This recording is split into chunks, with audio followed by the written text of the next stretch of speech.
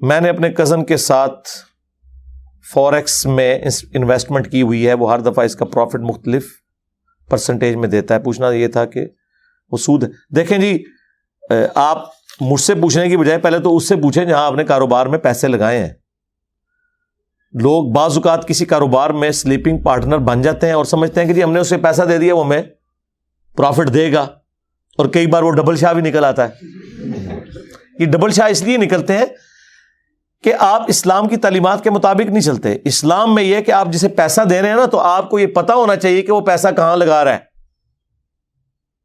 یہ لوگ کہتے ہیں جی ہمیں کوئی ضرورت ہی نہیں پتہ لگانے کی, بس ہمیں پروفٹ ملے گا, چاہے وہ اسمگلنگ کر رہا ہو, چاہے وہ سود پہ قرضے دے رہا ہو.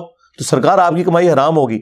اگر آپ کو نہ پتا ہو تب بھی آپ کی کمائی حرام ہوگی, یہ ذہن میں رکھیے گا. جو اسلامک بینک ہے نا, وہ باقاعدہ اینول رپورٹ نکالتے ہیں ہر 4 مہینے کے بعد. آلموسٹ ان کی کیلکولیشن ہوتی ہے باقاعدہ کہ ہم نے اتنے پیسے لیے تھے, فلاں فیکٹری میں ہم نے فلاں پروڈکٹ کے لیے اسے انویسٹ کیا, اس سے ہمیں یہ پروفٹ اور ڈیویڈنڈ ملا, اس پروفٹ کا ہم اتنا حصہ اپنے کسٹمر کو دیں گے, اتنا ہم اپنے پاس رکھیں گے. پورا ریکارڈ ہوتا ہے. نان اسلامک بینکوں کا بھی ہوتا ہے, لیکن وہ سودی ہوتا ہے.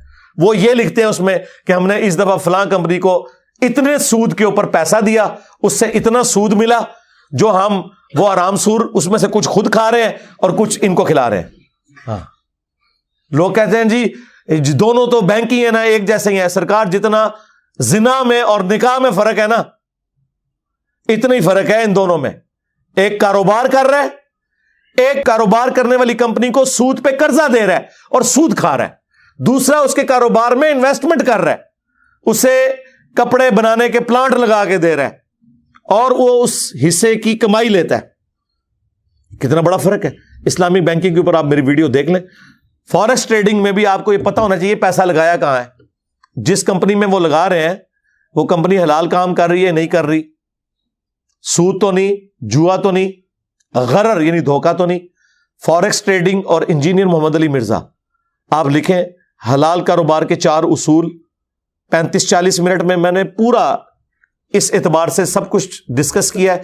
1 لاکھ کاروبار کی لسٹ بھی آپ مجھے بھیجیں نا, تو آپ اگر وہ لیکچر دیکھ لیں تو آپ خود ڈیسائیڈ کر لیں گے کہ یہ حلال ہے یا حرام. ہم نے تو روز بتانے ہیں, ورنہ تو آپ مجھے ادھر 50 صفحے لکھ کے بھیج دیں گے, اے کاروبار دسو, اے میں کدھر دستا بھی نا, آپ دیکھو. یہ آپ نے خود دیکھنا ہے کہ آپ کیا کر رہے ہیں.